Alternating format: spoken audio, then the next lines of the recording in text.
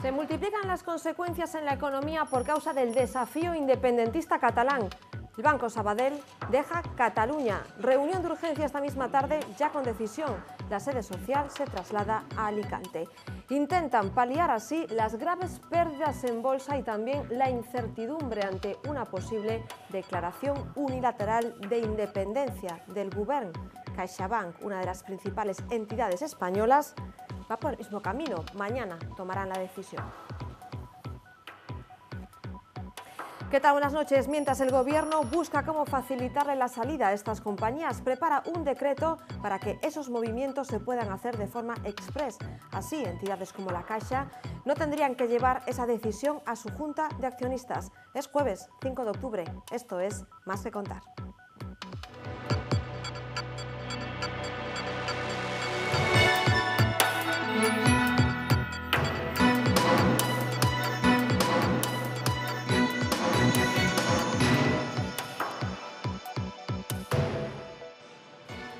El Tribunal Constitucional ha suspendido el pleno del Parlamento catalán del próximo lunes. En la sesión, según la CUP, estaba prevista la declaración de la República Catalana. Ahora, el alto tribunal avisa a la presidenta de la Cámara, Carme Forcadell, de que su misión es impedir que ese pleno tenga lugar. De lo contrario, se enfrenta incluso a responsabilidades penales. La aludida ha criticado la decisión del Constitucional, asegurando con ironía que la sesión anulada ni siquiera estaba formalmente convocada. Una investigadora de Santiago denuncia que ha sido penalizada por 2 embarazos. María de la Fuente y sus compañeras están indignadas. Sus contratos, los llamados Miguel Servet, tienen en cuenta para ser renovados la producción y publicaciones de los últimos 5 años. En ese periodo, ella se quedó embarazada 2 veces. No se le ha computado el tiempo de baja maternal y se ha visto obligada a competir con candidatos que sí pudieron trabajar a tiempo completo. Todas han presentado alegaciones. Parece que se penaliza, ¿no? Que hayas decidido pues tener una familia y que no puedas tener tu vida, no puedas decidir sobre tu vida porque sabes que tu carrera se va a ver perjudicada. Te planteas realmente el hecho de decidir entre tu familia o el trabajo. Convivía con cerca de una veintena de perros amontonados y en condiciones pésimas en su casa de Campañó, en Pontevedra. Los animales enfermos están ahora en cuarentena en una protectora que pide ayuda para sacarlos adelante. 18 perros, hacinados, a cual peor, con sarna, algunos ciegos. Lo más triste, que esto lo sabían vecinos, que son seres vivos, que sienten y padecen como nosotros, que no son zapatillas. Sarna, tumores, patas rotas, derrames en los ojos, así vivían con su dueño. Padecía lo que se conoce en psicología como síndrome del Arca de Noé. Un tipo de trastorno similar al de Diógenes, solo que aquí lo que se acumulan son animales. Realmente aman a los animales. Es más, ellos piensan que son los únicos que pueden cuidarles, no se fían de las protectoras ni de otros cuidadores más que en ellos. La realidad es muy diferente, ellos no ven las condiciones en las que están. Galicia, en alerta por sequía desde este lunes, empieza a sufrir graves consecuencias por la falta de lluvias. Los animales no tienen qué comer. Que no hay nada. Si te fijas a nuestro alrededor todo, no tiene que comer el ganado. Mira, tenemos que estar dando, como ves, paja o hierba. Quien habla es un ganadero de Alhama preocupado por la delgadez de sus vacas, sin grasa almacenada para afrontar el invierno. Tiene más de 500 cabezas. Con el forraje a precio de oro piden ayuda desesperada a la administración. De lo contrario, avisa, se producirán muertes de reses.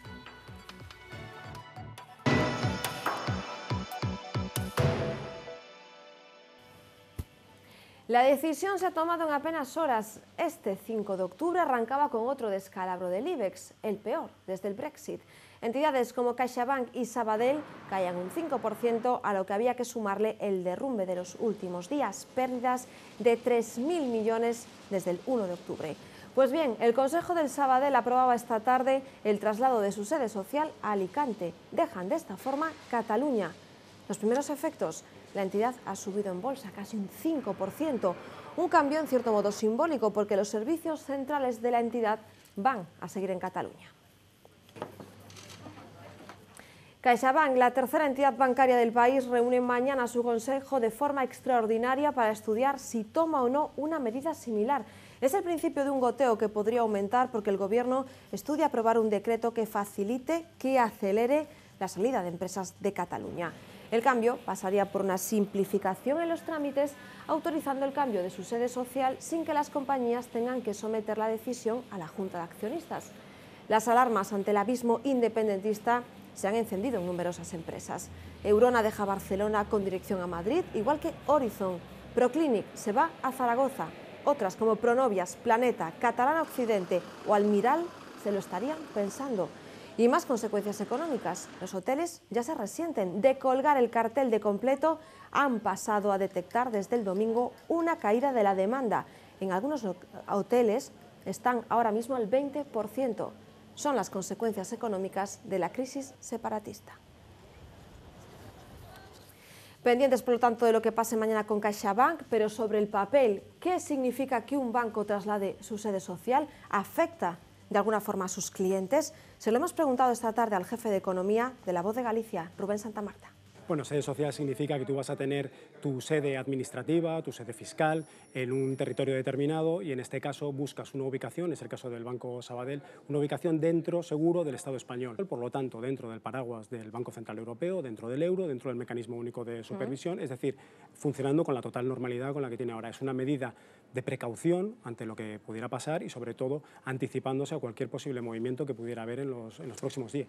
Teóricamente, sobre el papel, no tiene validez esa declaración unilateral de independencia porque no está reconocida absolutamente por nada, pero como calmas a una plantilla primero y sobre todo a los clientes del Banco Sabadell, de CaixaBank, diciéndoles que no, que a pesar de esa declaración unilateral, esta entidad sigue siendo una entidad bajo el paraguas del BCE. Es muy difícil gestionar gestionar cuando está en juego tu propio dinero, ¿no? Que es lo que les puede estar pasando a muchos clientes de CaixaBank y de Sabadell que estarán preguntando qué va a pasar con ellos. La operativa para las oficinas es la misma, su producto es exactamente el mismo, su crédito es exactamente el mismo, no tienen ahora mismo ningún cambio, ¿no? Y la red sí está notando, por lo menos lo que nos cuentan, movimiento, ¿no? de depósitos, de gente que va mucho a preguntar, pero bueno, de momento no es una situación que ellos consideren alarmante, pero bueno, antes de tener que verse en una situación muy preocupante, han decidido anticiparse. De hecho, la comunicación del propio Sabadell de que cambiaba su sede para, que estaba buscando una ubicación fuera de Cataluña,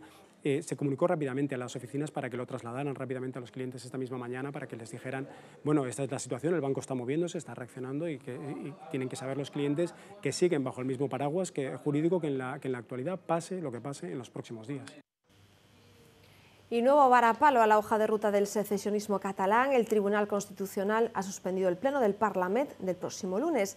En la orden del día de esa sesión no se mencionaba específicamente una declaración de independencia, pero la CUP había asegurado que se iba a proclamar la República Catalana. Ahora el alto tribunal suspende el pleno y avisa a la presidenta de la Cámara, Carme Forcadell, de que su deber es impedir que se celebre. De lo contrario, podría enfrentarse a responsabilidades penales. La propia Forcadell ha anunciado que defenderá la soberanía del Parlamento catalán, pero no ha aclarado si va a convocar o no ese pleno. Lo ha suspendido antes de que estuviese convocado formalmente y que se hubiese enviado el orden del día. Esto vulnera la libertad de expresión y el derecho de iniciativa de los diputados y las diputadas de este Parlamento y demuestra una vez más la utilización de los tribunales para resolver problemas políticos. Si se atreven a venir el lunes, ¿teme otra vez que mandarán la policía para intentar cerrar? No temo de ninguna manera. Quien pone y saca a los diputados y las diputadas son los ciudadanos y ciudadanas de este país. El presidente del Gobierno exige a Carles Puigdemont que dé marcha atrás, abandone la independencia y evite, dice, males mayores. En una entrevista a la agencia EFE, el jefe del Gobierno insiste en que sabe perfectamente lo que va a hacer en cada momento y en que no va a permitir de ninguna forma la independencia de Cataluña. El presidente no desvela, en cambio, las medidas previstas ante una posible declaración unilateral. Rajoy ha calificado de ejemplar la actuación de los policías y agentes de la Guardia Civil en Cataluña el 1 de octubre y cree que actuaron con rigor y profesionalidad. Primero fue el rey con su mensaje el martes, ayer Carles Puigdemont e inmediatamente después la vicepresidenta del Gobierno. Todos han lanzado su discurso a la opinión pública, reflejando a su vez que las posturas no pueden estar más distanciadas. ¿Hace falta un mediador en este conflicto? desde luego a esta hora sobran los candidatos. Por mediadores que no falte. Aquí están Podemos y sus confluencias. Que se pongan de acuerdo en una mediación. El Colegio de Abogados de Barcelona. Que acepten una mediación. El Síndic de Greuges, o lo que es lo mismo el Defensor del Pueblo, el PNV. Que estamos a tiempo. Un mediador internacional que ofrece hasta Obama. 30 filósofos y hasta la Iglesia Católica de forma no oficial. De una manera u otra, hasta 6 ofertas para conciliar. Hasta el propio Puigdemont pedía ayuda de fuera para salir del atolladero. Hem rebut diverses propostes en aquestes darreres hores i en rebrem més. Totes elles coneixen de primera mà la meva disposició a emprendre un procés de mediació. Claro que para eso tienen que querer los dos y el gobierno ya le ha dejado claro. No solo es un dirigente que está en contra de la ley, sino que está absolutamente fuera de la realidad. Y que la única intermediación es volver a la ley. Tampoco Ciudadanos ve necesidad. Una mediación es cuando hay un conflicto entre dos países o una guerra y alguien tiene que mediar. Esto no es una guerra, por tanto no hay nada que mediar. Lo que hay que hacer es votar. El PSC opta por un diálogo dentro de la ley. Nadie nos va a venir de fuera a sacarnos las castañas del fuego. Y por lo tanto el esfuerzo de diálogo lo han de hacer las instituciones. Moncloa no quiere internacionalizar el conflicto y ahí está Merkel, que rechaza entrometerse. Cataluña es un asunto interno de España, dijo ayer su portavoz. Los hombres del Papa aquí, los arzobispos de Madrid y Barcelona, estuvieron el martes con Rajoy en Moncloa. Y 24 horas después, ya solo el de Barcelona, Juan José Omeya, se vio con Junqueras.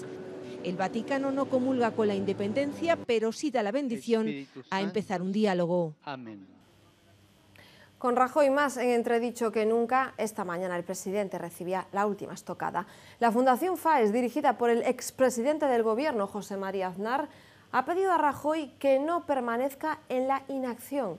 La Fundación subraya que no cabe insistir ni un minuto más, dice, en los errores, tanto de diagnóstico como de gobierno. FAES usa también expresiones como dramática sensación de abandono institucional y emplaza a Rajoy a actuar en Cataluña o convocar elecciones. Quienes han quedado estos días totalmente en entredicho por diferentes motivos han sido los Mossos d'Esquadra y en general todas las fuerzas del orden presentes en Cataluña. ¿Por qué los Mossos no desalojaron los colegios el domingo? ¿Cuál fue la orden exacta que recibieron agentes de la Policía Nacional y de la Guardia Civil? Pues bien, con el paso de los días, los protagonistas empiezan a explicarlo. Según algunos agentes de Policía Nacional y Guardia Civil desplazados a Cataluña, así transcurrió el 1 de octubre. 6:15 de la mañana comienza el operativo con una reunión. En ella se les dice que deben esperar a que intervengan los Mossos. Pero pasan 3 horas y los Mossos intervienen así. Una presunta inacción que hoy nos confirma uno de estos Mossos que no quiere revelar su identidad. En principio no teníamos que hacer nada de esto, simplemente mantenernos al margen, pero yo creo que fueron bastante ambiguas. La cuestión era no implicarse mucho, total pasividad. A las 9:15 de la mañana la policía y la Guardia Civil entran en acción, pero no les dejan pasar. Aquí las prisiones que son entradas toda la costa, ¿o qué? Aquí no se va a poder entrar, creo yo. Y comienzan las cargas. En una y en otra dirección. Según uno de los agentes, los Mossos no habían actuado y nosotros entramos muy tarde. Era imposible controlarlo todo.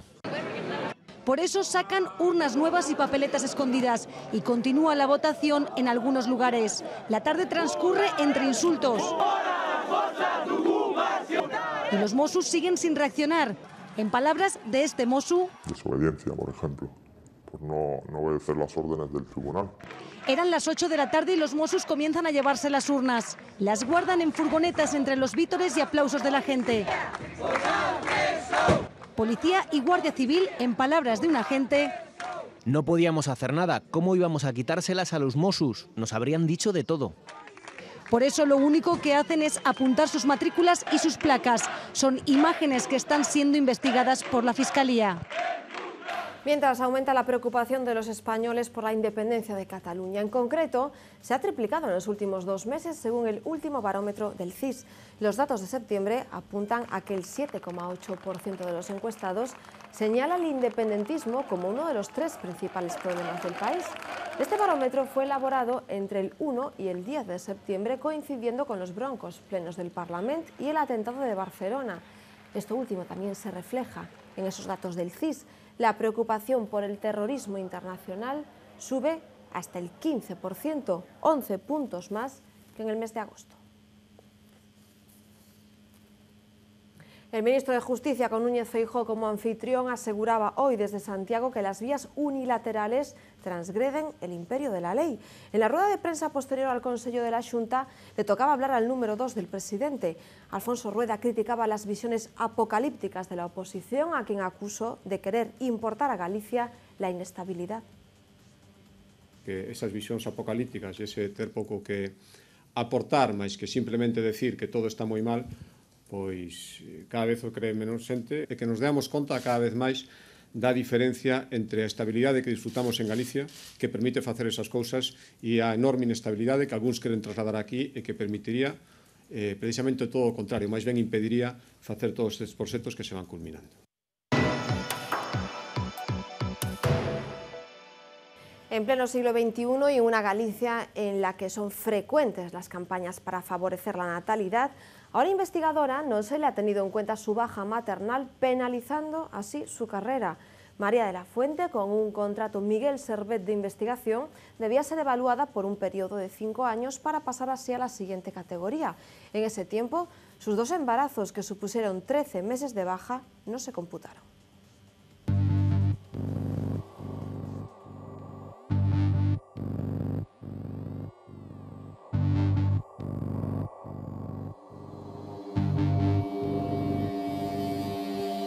Tras la primera parte del contrato de investigación, optas a un segundo programa donde tienes que presentar el rendimiento y la producción científica a lo largo de esos años. Bueno, hasta hace unos años no existía ningún tipo de interrupción por bajas de maternidad, cuidado de personal a tu cargo, etc. En las convocatorias del año 2014-2015 sí se tuvo en cuenta, se hizo una prolongación del tiempo del contrato, dependiendo del número de bajas maternales, pero lo que realmente es grave es que en esta última convocatoria se ha vuelto hacia atrás, es decir, estos avances que se habían visto con respecto a la interrupción por baja maternal desaparecieron ya y ya no se tienen en cuenta. Somos grandes discriminadas porque es algo previsible. De todas mis compañeras del colectivo, ¿no? Miguel Servet, generalmente cuando se alcanza, ¿no? este tipo de contratos, pues es que has pasado pues, por una serie de etapas a lo largo de tu vida y se supera la treintena. Es decir, cuando accedes a este tipo de contratos se supera la treintena. Entonces es previsible que se vaya a dar este supuesto, ¿no? Que haya bajas de maternidad, y creo que la práctica mayoría de las investigadoras han pasado por esto. Yo, por ejemplo, pues mi primer hijo con 35 y el segundo con 37, y no soy la única. Desde hace 2 años, ahora en la convocatoria que acaba de salir del Miguel Servet 2, pues ya no se contempla esta posibilidad. Por lo tanto, nos parece gravísimo que estamos en desigualdad de oportunidades, ¿no? Porque nos afecta mucho a las mujeres el que no nos cuenten la baja maternal. A los hombres les cuentan 15 días, pero a nosotros nos cuentan, son más de 15 días por razones fisiológicas, y no estamos en igualdad de condiciones, no podemos competir porque somos evaluados exactamente por el mismo periodo de años.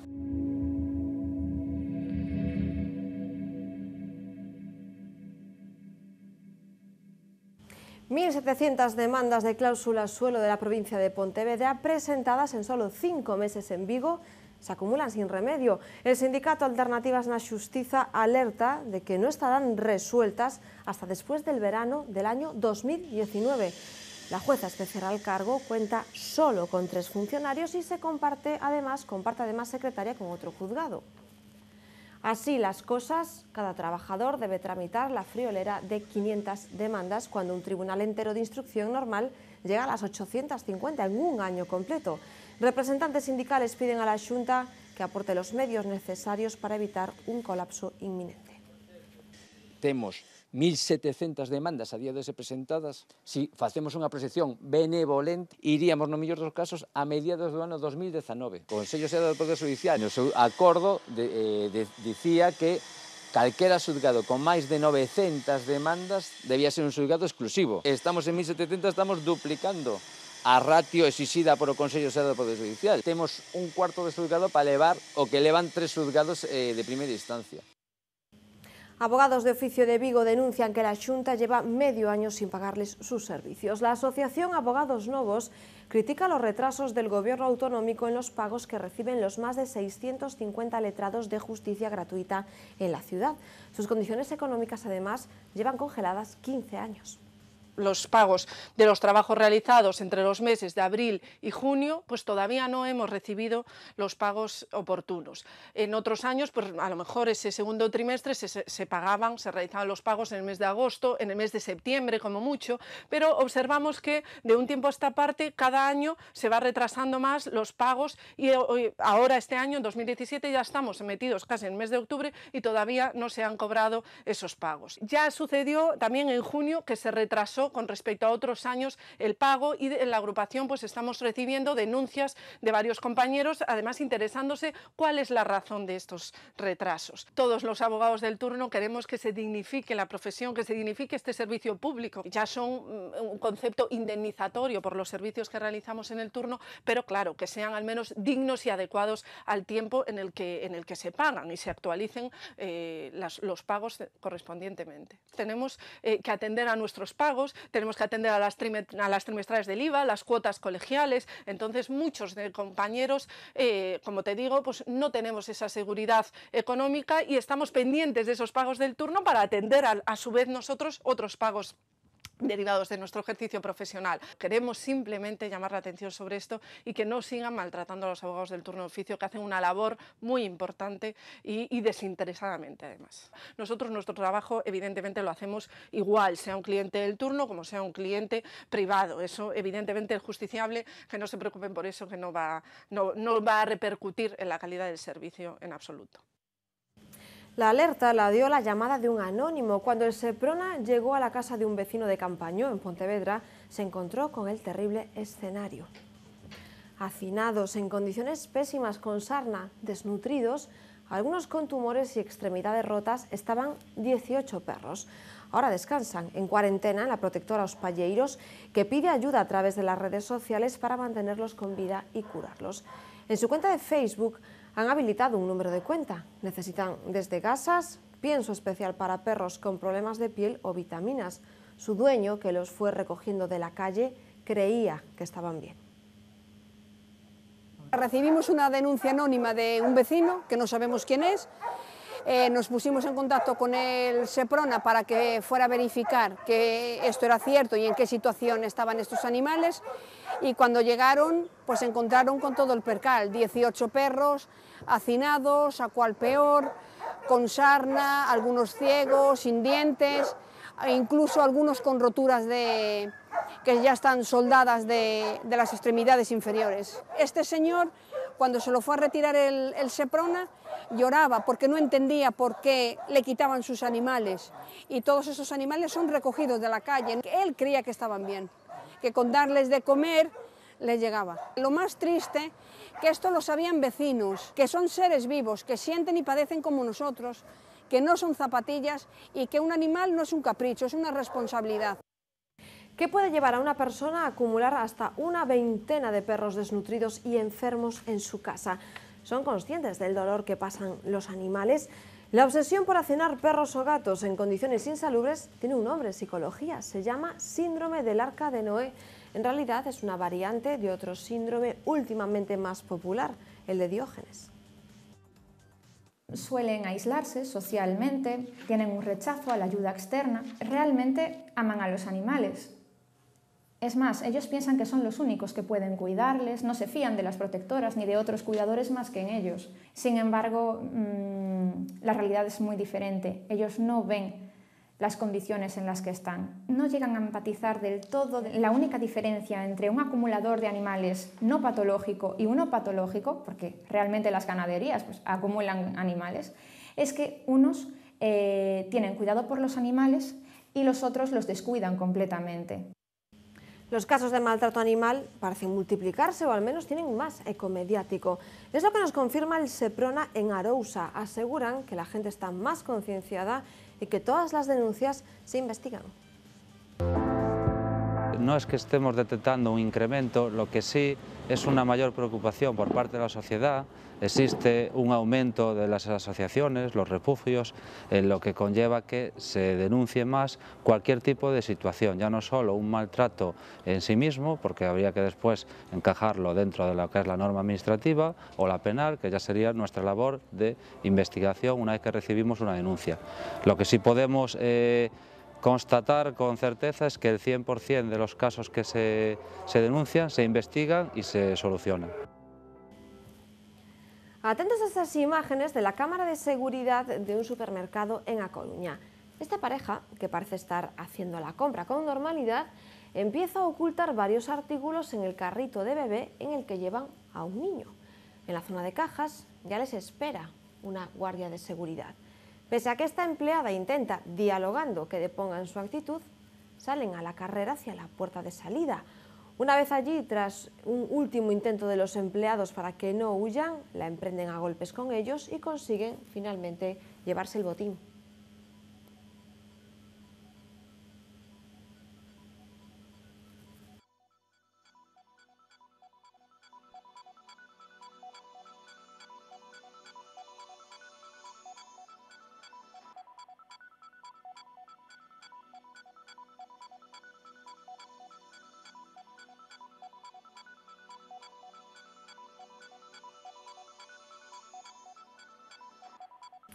Cinco años de prisión y 574.000 euros de multa por blanqueo es la petición de la Fiscalía para el exconcejal de Lugo y expresidente de la Confederación Miño-Sil, Francisco Fernández Liñares. Todo ello una de las piezas separadas de la operación Pokémon en relación a la recepción de sobornos por la concesión de obras.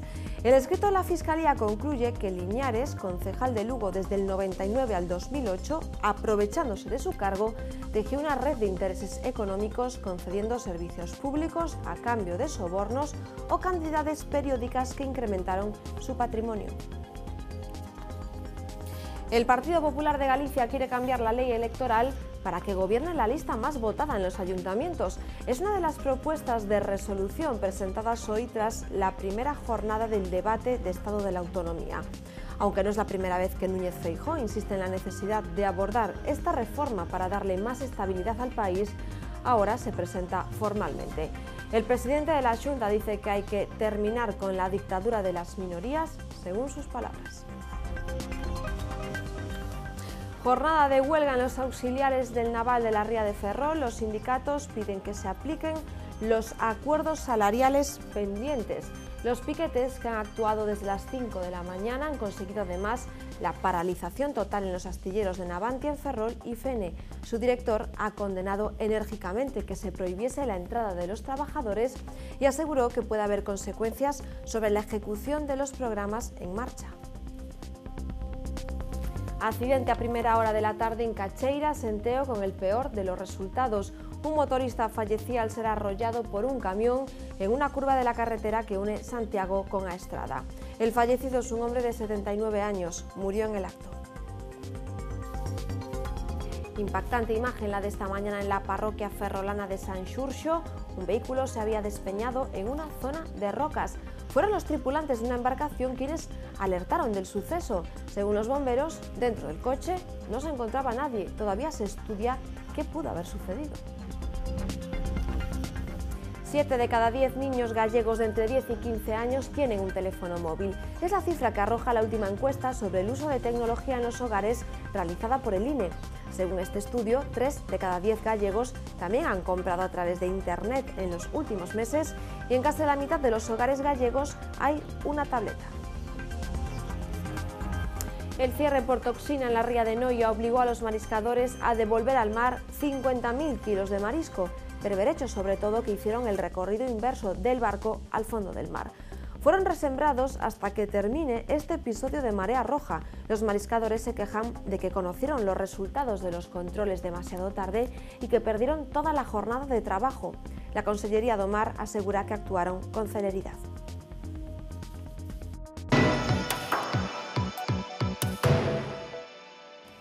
Llevamos meses hablando de la preocupante situación derivada por la falta de lluvias. Desde esta semana, ya lo saben, está activada la alerta por sequía. En puntos de Galicia como Alhama, el panorama es desolador, no hay pasto y la hierba que hay se vende carísima. Los animales, que adelgazan cada vez más, no han acumulado suficiente grasa para afrontar el invierno. Mira, tenemos que estar dando, como ves, paja o hierba, porque no hay nada. Si te fijas a nuestro alrededor todo, no tiene que comer el ganado, por tanta sequía. Si en este tiempo estamos así, en el mes de diciembre, enero y febrero, vamos a tener problemas. Más que este año no hubo hierba casi. Y el que tiene hierba la vende carísima. Entonces, obviamente, no sé qué hagamos, a ver si la Xunta se apiadara un poco de nosotros y nos tratara de ayudar con algo. Tenemos sobre 500 y pico cabezas de ganado de monte. No, y xesta nada más, es curro de xesta. Tenemos sobre 550 cabezas de ganado más o menos. Y como no ha llovido absolutamente nada, estamos así. O sea, hay que estarles ayudando.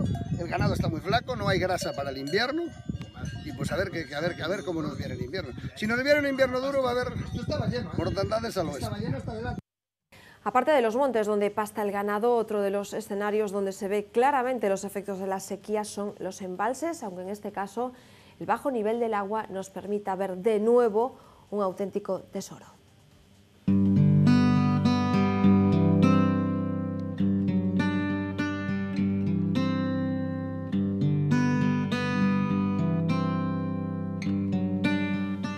Un singular paisaje efímero en medio de viñedos es Castro Candaz, situado en el concello lucense de Chantada.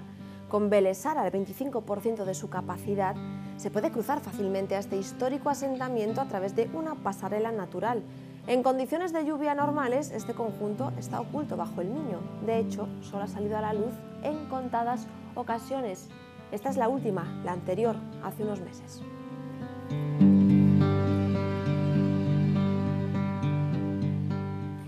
Nueve y 31 minutos de la noche, información del tiempo. Xavi Fonseca, buenas noches. Muy buenas noches, Gladys. Pues seguimos sin cambio y por tanto eso quiere decir que estamos con un tiempo pues típico del verano en pleno otoño. Hoy de nuevo cielos muy despejados en toda la comunidad con temperaturas pues extremadamente altas para la época del año, porque en la provincia de Ourense han vuelto a alcanzarse los 37 grados. Mañana pocos cambios en cuanto a las condiciones meteorológicas. El mapa de las isobaras nos muestra perfectamente al anticiclón de las Azores situado al norte de la península ibérica. Desde aquí las altas presiones siguen desplazando aire cálido procedente del sur de la península. Así que mañana de nuevo una jornada sin precipitaciones y muy calurosa.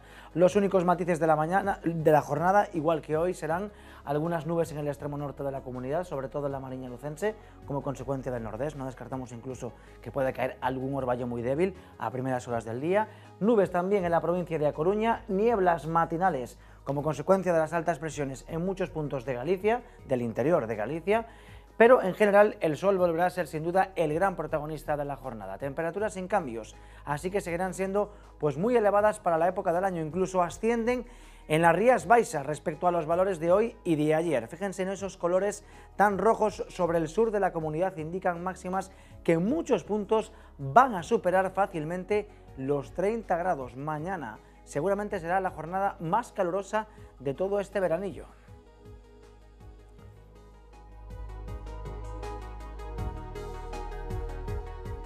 Y nosotros hoy en Historias del Tiempo seguimos hablando de sequía, de cómo una sequía ha sido determinante en el actual conflicto que está sufriendo Siria.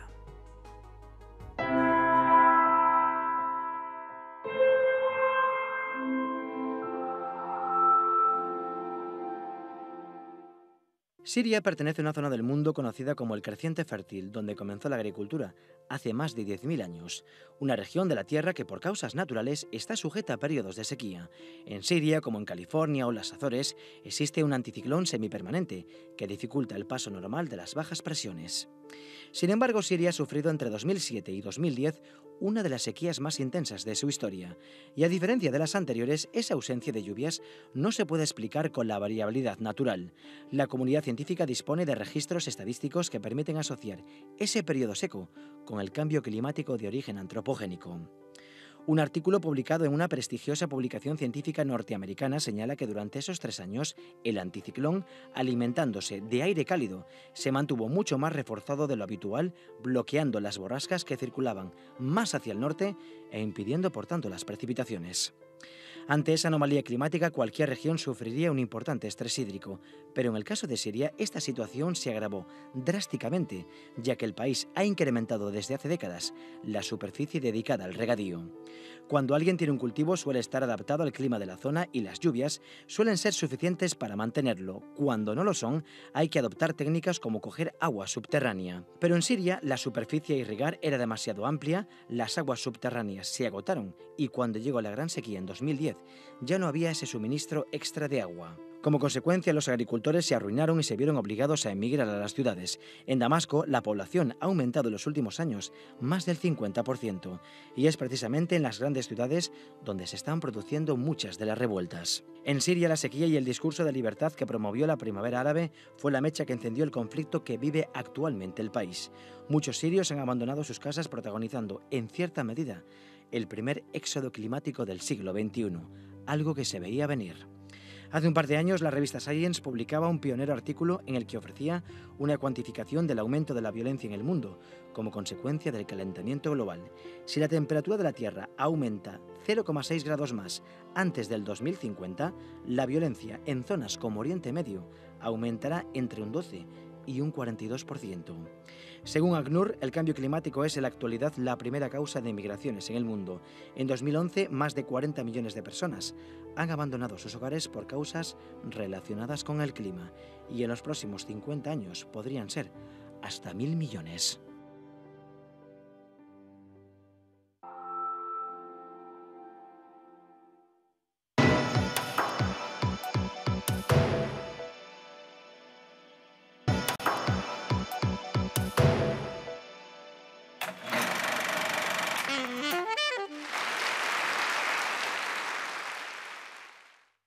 Gas Natural Fenosa te ofrece este espacio. Son las 9:42, momento para la ciencia en Más que Contar. Hoy les hablamos del reciente Premio Nobel de Medicina, que aunque les parezca que este tipo de reconocimientos nos tocan un poco de lejos, en este caso todos nos podemos reconocer, creo yo. Y es que este año el Nobel de Medicina ha recaído en los investigadores que explicaron nuestro ritmo biológico. ¿Alguna vez han sufrido jet lag? Pues es el ejemplo más evidente, creo yo, de cómo se mueve nuestro organismo y de las circunstancias que lo pueden trastornar. Pero hay mucho más, van a ver. Viviana García Visos, ¿qué tal? Muy buenas noches. Buenas noches. Gracias por estar en Más que Contar. Nada, gracias a vosotros por invitarme. No sé si tú estás sorprendida por este reconocimiento de lo que a mí me parece también algo tan práctico, y si nos puedes explicar esto de qué es esto del reloj interno, ¿qué han premiado? A ver, lo que han premiado con este Nobel es pues los descubrimientos de cómo funciona a nivel molecular, es decir, cómo funcionan los genes, cómo se activan, cómo se autorregulan, cómo se desactivan, responsables de nuestros ritmos circadianos. Eso es lo que han premiado con este Nobel en concreto. Que le decía yo a Viviana, ¿esto es lo mismo que reloj biológico o eso, lo que estás diciendo tú exactamente, ritmo circadiano, es exactamente lo mismo que reloj biológico, ritmo interno? A ver, los ritmos circadianos son aquellos que se repiten cada 24 horas en nuestra vida, ¿no? Todos los vemos todos los días, pues todos los días dormimos X horas, estamos alerta de día. Son ritmos que se repiten cada 24 horas, como su nombre indica, porque circadiano viene del latín, que circa significa alrededor, y de diem, que significa día, es decir, alrededor del día. Y entonces estos ritmos son eso, ¿no? Y por otro lado, el reloj biológico sería el que los controla, ¿no? El que los mantiene, pues que hagan eso, cada 24 horas hagan sus cosas, que no se desincronicen, que se mantengan sincronizados. Entonces, lo que ha descubierto estos tres investigadores estadounidenses, Jeffrey Hall, Michael Rosbash y Michael Young, en la década de los 80 es cuando hicieron esas investigaciones, es ver cómo molecularmente el cuerpo o ese reloj biológico consigue que nuestros ritmos circadianos se mantengan. Claro, esto quiere decir que explica en realidad por qué dormimos de noche o por qué estamos despiertos de día, entiendo, ¿no? Digamos que es certificarlo científicamente. Sí, a ver, por ejemplo, esto viene todo de comienzos del siglo XVIII, cuando un astrónomo francés se fijó en que la planta de la mimosa de día se abría las flores y de noche las cerraba. Entonces se le ocurrió meter esta planta en un armario en el que no le daba nada a la luz y la planta se seguía comportando igual. Entonces de ahí dedujo que tanto plantas como animales, con otros experimentos, contábamos con un reloj interno que seguíamos manteniendo esas pautas en ausencia de luz, en ausencia de estímulos externos, y eso llegó a la conclusión de que teníamos un reloj endógeno, un reloj interno, que nos mantenía eso en funcionamiento sin necesidad de que nos dé la luz. Ahora vamos a profundizar más, pero yo ponía el ejemplo, igual para entendernos de forma fácil y rápida, eso del jet lag, que cuando pierdes o ganas horas, duermes. Yo creo que es la situación más extrema de decir, ¿qué me pasa? Estoy como volviéndome loco. ¿Qué sucede? Que cuando se desincronizan los relojes biológicos, pues nos pasan estas cosas. Un ejemplo muy bueno es el que comentas, el jet lag. Cuando tú viajas y cambias muchos usos horarios, cambia esas horas de luz que recibes, o sea, cambia y entonces te pierdes, ¿no? Los relojes biológicos se desincronizan, ya no están sincronizados, y entonces el ritmo circadiano, digamos que se estropea temporalmente, y hasta que vuelves a entrar en ese ritmo, pues te encuentras cansado, incluso no sabes cuándo comer, cuándo dormir, te duele la cabeza, te encuentras raro. Y de mala leche. Sí, de mala leche, bueno, como si un día no duermes por la noche, probablemente. Claro, esto que parece así, pues muy anecdótico, yo entiendo que dice mucho de nuestro organismo, de nuestro metabolismo, ¿no? Es lo que establece el motor de todo lo que nos pasa, desde comportamiento a salud, podemos decir. Sí, sí, totalmente. O sea, tenemos que pensar que los ritmos circadianos, o sea, nuestro reloj biológico, influye en todo, influye en nuestra temperatura corporal, influye en la producción de hormonas, influye eso en cómo dormimos, en nuestros hábitos alimentarios, o sea, influye en todo. Entonces, claro, si se desincronizan, si no van bien, si no están ahí en hora, como si fuésemos un pequeño reloj suizo, bueno, o un gran reloj suizo, perdón, pues pueden surgir problemas. De hecho, hay un estudio muy interesante de una nutricionista inglesa que analizó, creo que eran 5.000 casos de ingleses desde 1946, y vio que las personas que comían a deshoras, o sea, que no mantenían una rutina alimentaria ahí constante, tenían más probabilidades de sufrir diabetes, obesidad, enfermedades cardiovasculares, y un poco sucedía lo mismo con la gente que tenía turnos de noche, por ejemplo. Claro, ese descontrol absoluto. Sí, se produce un descontrol que repercute en muchas partes del cuerpo, y eso incluso puede generar problemas de salud. Claro, es algo que en realidad, lo estábamos hablando justo antes de empezar, que tiene mucha aplicación, conocer o saber cómo es el ritmo de cada uno en cuanto a mejorar nuestra salud, ¿no? Incluso, no sé si para combatir enfermedades. A ver, en general, claro, si mantenemos una rutina bastante constante, ¿no? Si todos los días más o menos nos levantamos y nos acostamos a la misma hora, hacemos la misma cantidad de ejercicio, comemos a las mismas horas, nuestros relojes están más sincronizados y entonces todo funciona mejor. Cuando eso pasa, pueden surgir problemas de salud, y además a la hora de tratarnos, cada vez se investiga más hacia la medicina personalizada, ¿no? Tratarte en función de tus características, y una de tus características son los ritmos que tú tienes. Porque, bueno, una cosa que no comentamos antes es que no todo el mundo tiene los mismos ritmos circadianos. De hecho, hay como dos tipos de personas que les llaman alondras, a estos que están súper activos por las mañanas, que no les cuesta nada despertarse, son los menos. Y luego están los... Yo creo que sí, vamos. Luego están los que les llaman tipo búho, que es gente que se activa más por la noche. Bueno, quiero decir que cada uno tenemos nuestros ritmos. Entonces, la medicina puede aprovechar estas diferencias a la hora de medicarnos, porque hay medicamentos que sabemos que en función de cuándo te los den, según cómo esté activo tu cuerpo, pueden funcionar mejor. Claro, por aquello que a nivel de muchos tratamientos cardiovasculares de hormonas te dicen justo por la mañana antes de desayunar o justo tal, claro, esto digamos que podría tener, no digo exactamente en estos casos que no lo sé, pero efectos más positivos directos. La verdad es que es muy interesante. Yo he pensado, y no lo digo por nada, en todas aquellas personas del mundo que duermen fatal. Esto tiene algo que ver también, claro. Hombre, sí, yo creo que a veces es un poco una espiral, ¿no? Cuando se te rompe ahí el ritmo circadiano y pierdes un poco las rutinas, eso, es difícil volver a recuperarlas. A ver, es verdad que el insomnio puede ser causado por 1000 razones, o sea, ojalá todos los insomnios simplemente fuesen causados porque tienes un poco ahí que ajustar los ritmos circadianos. Frente a eso, desde el punto de vista de los relojes biológicos, lo mejor, la rutina. Establecer rutinas. Si con rutinas, pues claro, no se soluciona, digamos, no es tan simple, pues claro, hay que acudir al médico porque el insomnio puede estar causado por muchas razones, pero desde luego sí que yo creo que cualquier médico recomienda para intentar tener una higiene de dormir saludable y eso, el establecer unas rutinas muy Sí, es que yo creo que como las grandes claves que te recomiendan siempre los médicos es intenta dormir y despertar a la misma hora más o menos, y lo de las comidas también, que es lo difícil llevar, la verdad es que por ritmos de trabajo. Sí, no, la verdad que con la vida que llevamos a veces, claro, todo esto suena muy bonito, hay que ser rutinario y todo eso, pero bueno, es cierto que pues el estrés diario y todas estas cosas es muy complicado, pero bueno, es muy recomendable. Pero entonces estamos sí se viendo... pueden controlar en realidad los ritmos circadianos, se pueden controlar Sí, o sea, se ha visto que una de las maneras de controlar o de que los ritmos circadianos vayan ahí más en hora es la rutina. Con rutina conseguimos muchas cosas, eso a no ser que sea algo más grave. Hay que decir una cosa, que rutina no es sedentarismo. Bueno, no tiene nada que ver, por supuesto. Seguro que Rafa Nadal, por ejemplo, se me acaba de ocurrir ahora, tiene una vida muy rutinaria y cero sedentaria, no tiene nada que ver.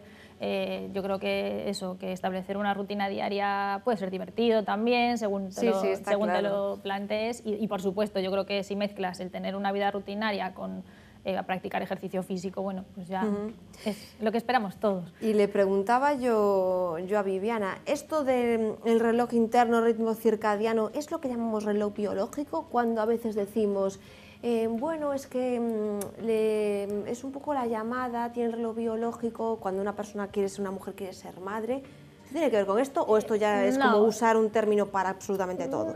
Podríamos hablar de que, bueno, podemos hablar de muchos relojes biológicos, es una forma de hablar también, una forma de entenderlo más simple.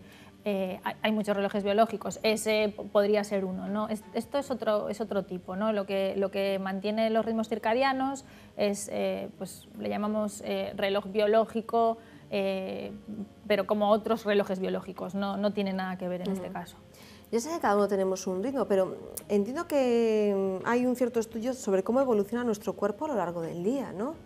Como tenemos, esto igual me lo estoy inventando yo, tenemos una cierta actividad mayor por las mañanas, como por la noche nuestro organismo se prepara para retirarnos en la oscuridad, ¿no? Sí, a ver, esto es lo que hablábamos un poco antes, en función de cada tipo de persona, pues puede ser como más activo por la mañana o más activo por la noche, pero sí que es verdad que a lo largo del día hay una serie de fluctuaciones hormonales, de temperatura corporal, que hablábamos antes, y sí, todo esto repercute en cómo sea ese ritmo, ¿no? Oye, Viviana, a mí que me sorprende, será porque lo entiendo relativamente, que se haya premiado con el Nobel una investigación así. ¿A ti te sorprende? ¿O se premian investigaciones que podemos entender más de lo que nosotros creemos? Porque siempre todo nos suena a molécula, no sé qué, tal.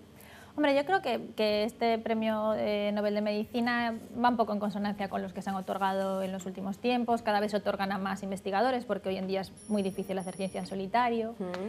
Hubiese estado genial que se lo hubiesen dado a Francis Mojica, el investigador español que estaba ahí en todas las quinielas, pero bueno, este año no ha podido ser. A mí quizás una cosa que bueno, también es una idea un poco personal, pero que me gustaría ver más es más mujeres, porque estos días leía, ¿no?, así un poco cifras, y el Premio Nobel de Medicina solo lo han ganado 12 mujeres, desde 1901. Lo que creo que era así como un 6% del total, o sea, es muy poquito. Entonces, bueno, yo creo que esto irá cambiando en los próximos años, porque está claro que hoy en día hay muchísimas mujeres investigando. Sí, pero que ha habido también esa barrera, ¿no? Sí, bueno, no sé si es barrera, no sé, bueno, ya sabes, hay tendencias en la población que a veces es difícil revertir, pero bueno, pues si hubiese habido alguna mujer, creo que hubiese estado bien. Interesante reflexión, la verdad. Viviana García Visos, muchas gracias por estar en Más que Contar esta noche. Nada, muchas gracias a vosotros. Por poner sobre la mesa estas cosillas que no siempre entendemos. Hasta la próxima. Hasta luego. Y ustedes no se vayan aún, que nos queda nada, 30 segundillos.